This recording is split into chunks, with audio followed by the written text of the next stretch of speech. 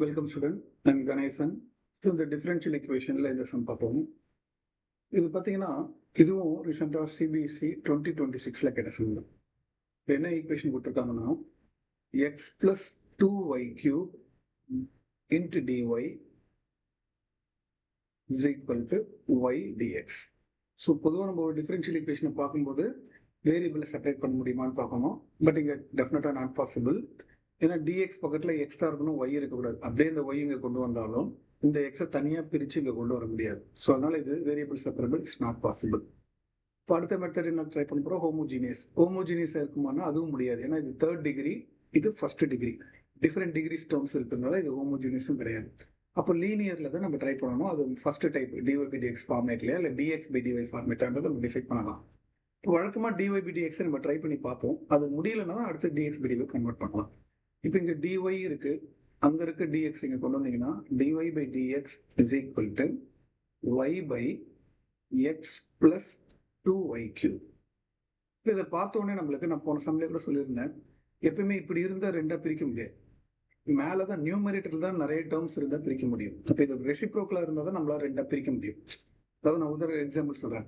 இப்போ x plus y by 2ன்னு இருந்தால் we can divide into x by 2 plus y by 2ன்னு பிரிக்கலாம். ஆனால் அதுவே 2 பை எக்ஸ் பிளஸ் ஒய் அது மாதிரி பிரிக்க முடியுமானா அது மாதிரி பிரிக்க முடியாது. 2 பை எக்ஸ் 2 பை பிரிக்க முடியாது.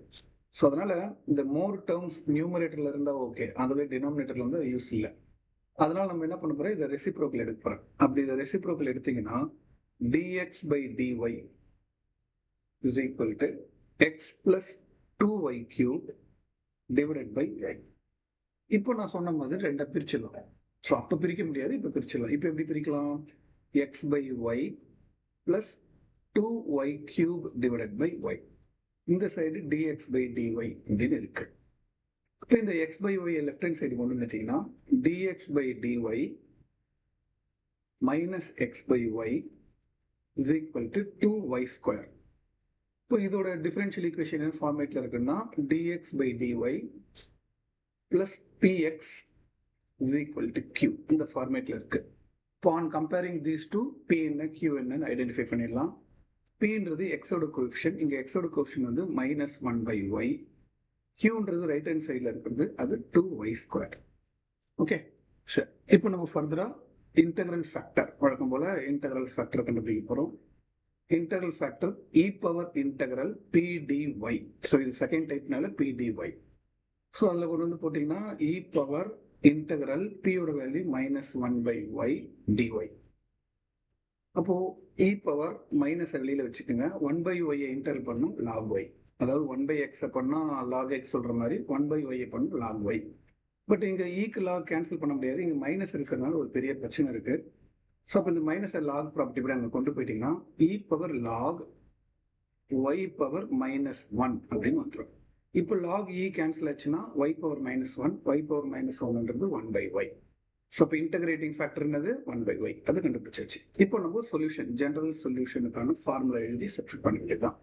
So what is general solution, second type x into integral factor equal to integral q into integral factor into dy. So இதுல எல்லாமே நம்ம சப்ஸ்டிட் பண்ணலாம். x into integral factor வந்து 1 by y, integral qன்றது 2y square, integral factor வந்து 1 by y dy. அவ்வளவுதான். இப்போ இதை ஃபர்தரா சிம்பிளிஃபை பண்ண வேண்டியதுதான்.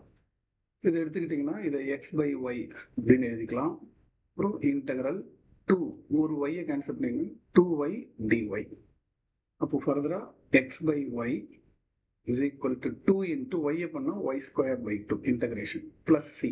ஸோ இப்போ 2 கேன்சல் ஆயிடுச்சுன்னா final answer x by y is equal to y square plus c. இதுதான் கொடுத்துருக்க கொஸ்டினோட ஜெனரல் சொல்யூஷன். அவ்வளோதான் ஆன்சர்.